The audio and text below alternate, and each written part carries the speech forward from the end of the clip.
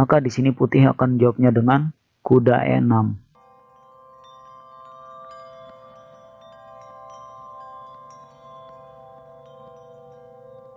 Halo teman-teman pecinta catur, selamat datang di Rahek Chess Channel.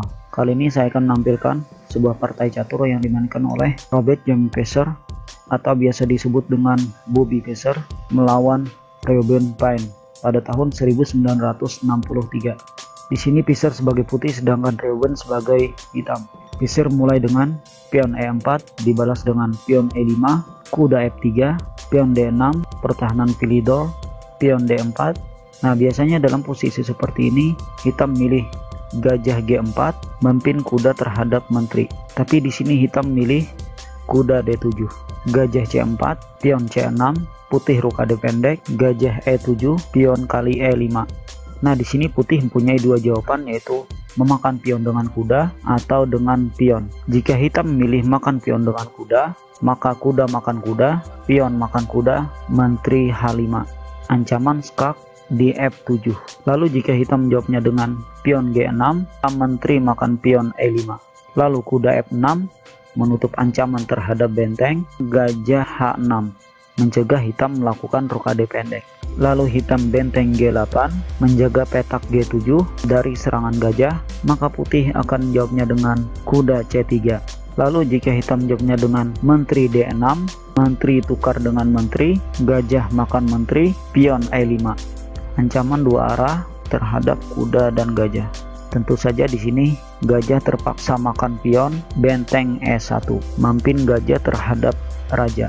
Lalu jika hitam menjawabnya dengan kuda G4, melindungi gajah sekaligus mengancam gajah H6, putih menjawabnya dengan gajah F4.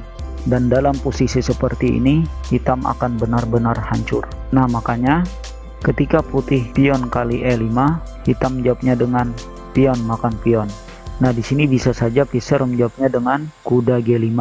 Jika hitam menjawabnya dengan gajah makan kuda, menteri H5, ancaman skakmat di F7. Atau misalnya hitam menjawabnya dengan kuda H6, melindungi pion F7, maka di sini putih akan menjawabnya dengan kuda E6, mengancam menteri yang ada di D8. Jika pion makan kuda, gajah makan kuda, pion makan gajah, menteri skak ke H5.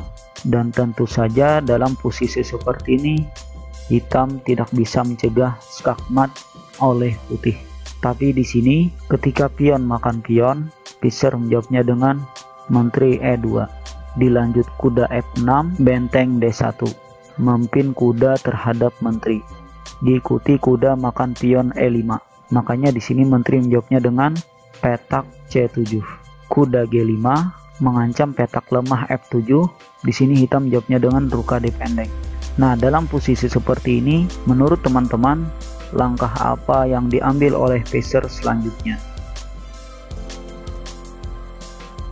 Ya, di sini Passer mengambil langkah yaitu gajah kali pion F7, skak. Hitam menyerah karena kalau permainan diteruskan, misalnya hitam makan gajah dengan benteng, putih menteri C4. Dan di sini hitam tidak bisa menyelamatkan benteng yang ada di F7. Jika hitam meneruskannya dengan menutup serangan menteri dengan kuda, tetap saja hitam kehilangan benteng yang ada di F7. Jika di sini hitam jawabnya dengan kuda B6 mengancam menteri, maka putih akan melanjutkannya dengan kuda H6, double skak. Dan setelah raja pindah ke H8, putih skakmat di G8. Atau misalnya dalam posisi seperti ini hitam memilih raja H8, maka putih akan melanjutkannya dengan kuda E6, serangan garpu terhadap menteri dan benteng, yang tentu saja membuat hitam akan kalah. Nah, makanya ketika gajah makan pion F7, hitam menyerah. Ya, demikianlah partai singkat 10 langkah yang dimainkan oleh Passer melawan Reuben. Salam pecinta catur, terima kasih.